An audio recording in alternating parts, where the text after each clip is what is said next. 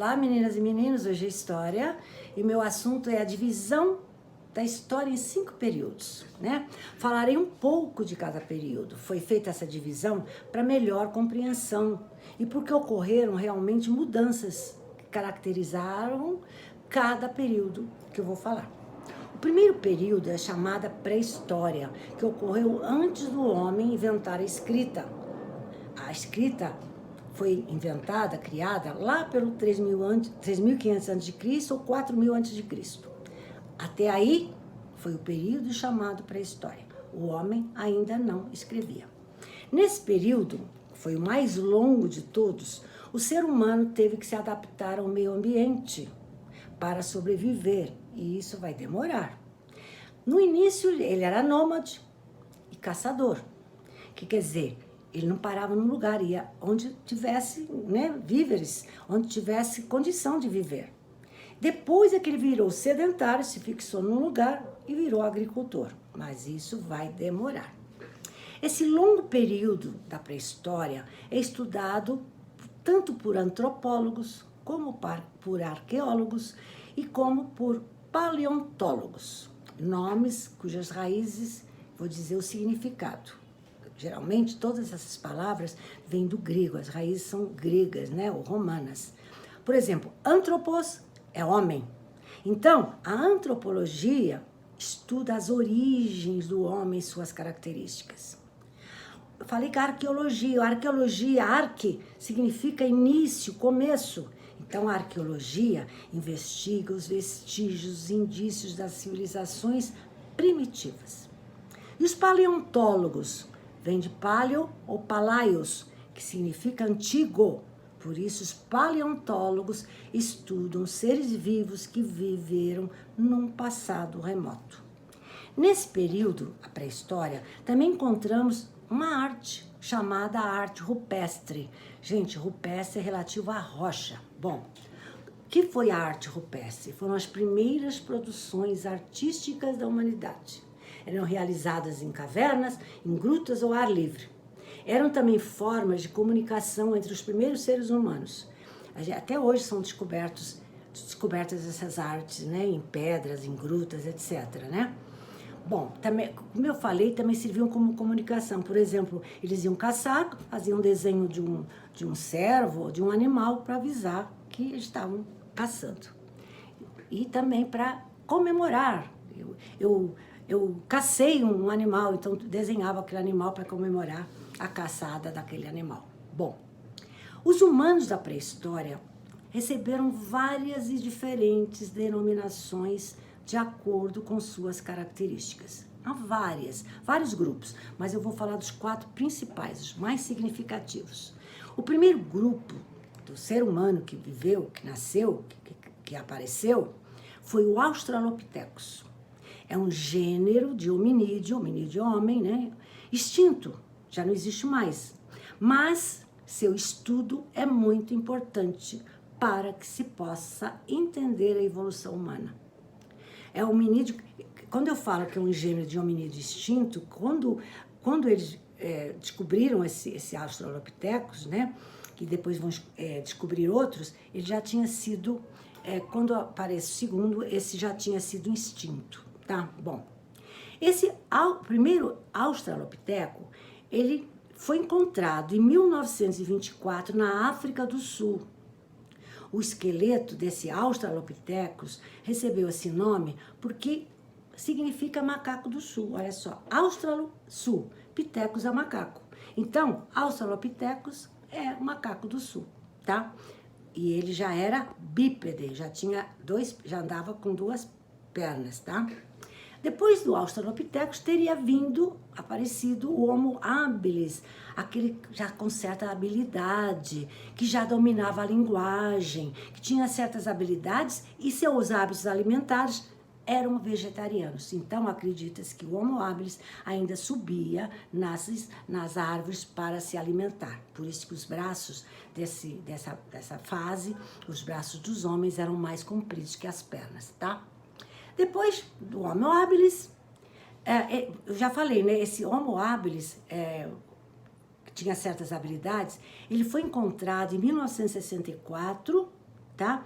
Na Tanzânia, que é na África Oriental, 1964. Vocês viram, o Australopithecus foi achado em 1924 e o Homo habilis foi achado em 1964 na Tanzânia, também na África, só que oriental. Bom, depois veio o Homo erectus, o terceiro grupo, que eram carnívoros e caçadores, andavam em grupos, então caçando, coletando.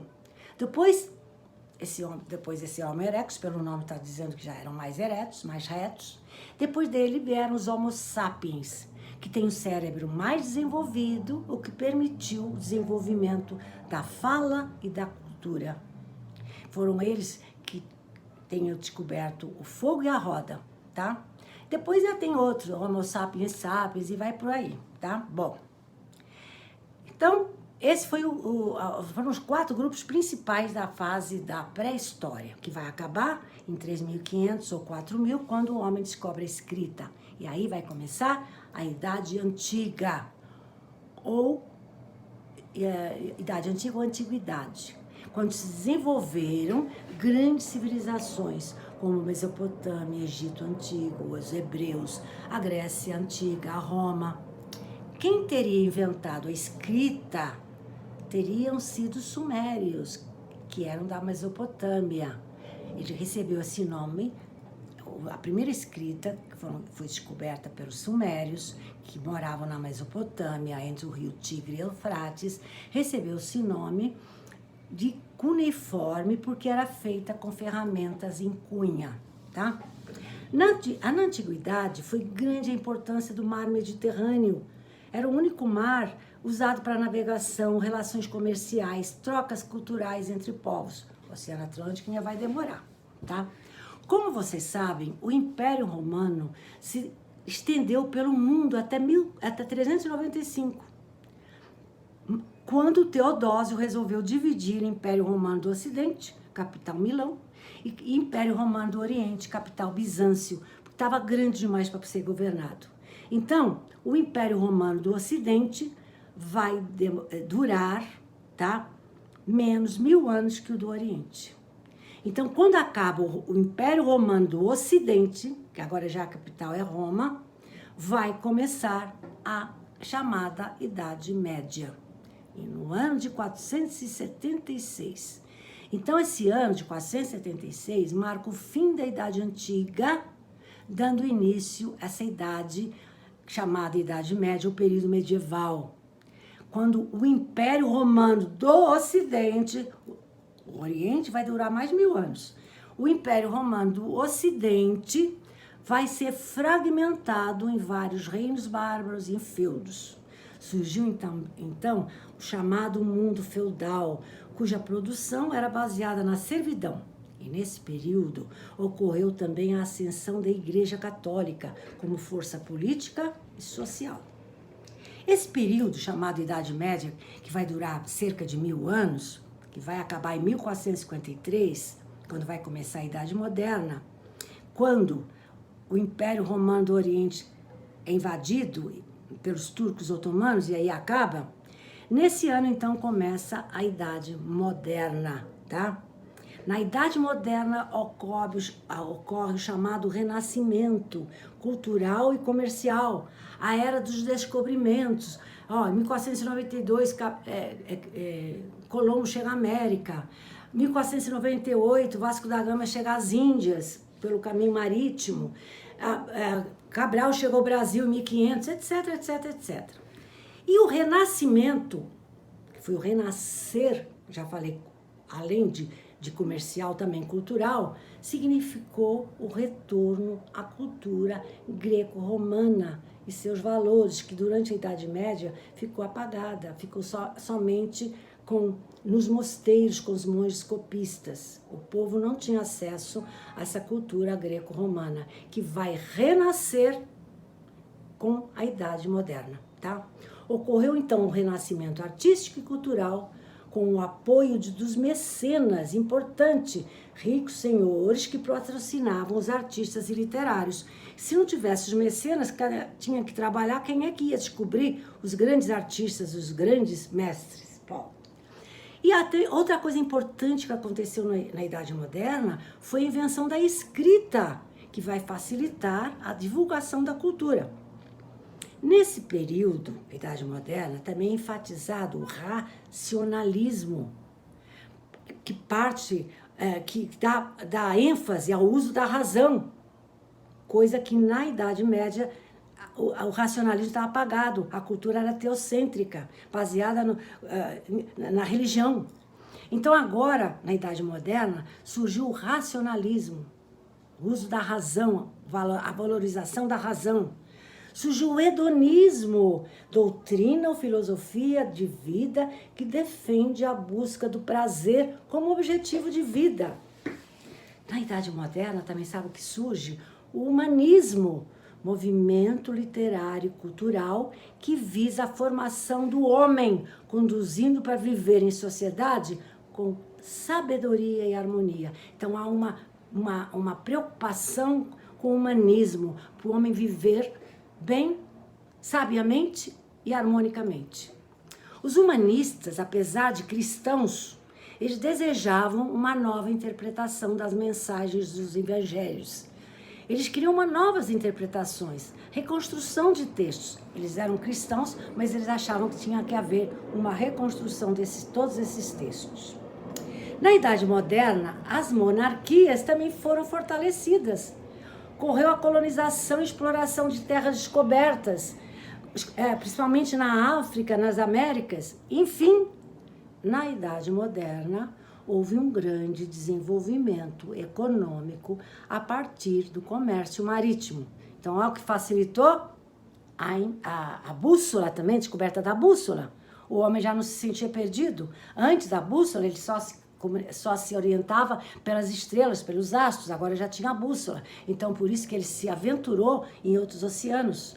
Oceano Atlântico, tá? Oceano Índico. Bom, então tudo isso aconteceu na Idade Moderna, ou modernidade. Mas em 1789 vai ocorrer um fato que vai dar fim a essa Idade Moderna, começando a chamada Idade Contemporânea, onde nós estamos inseridos. O que aconteceu para virar Idade Contemporânea?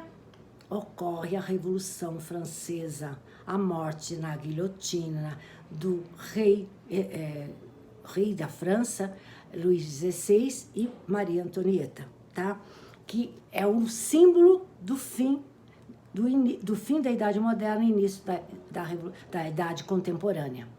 Vai ser um período que dura até hoje, e com muitas e enormes mudanças que continuam, como a consolidação do capitalismo, o desenvolvimento industrial, a tecnologia, etc, etc, etc.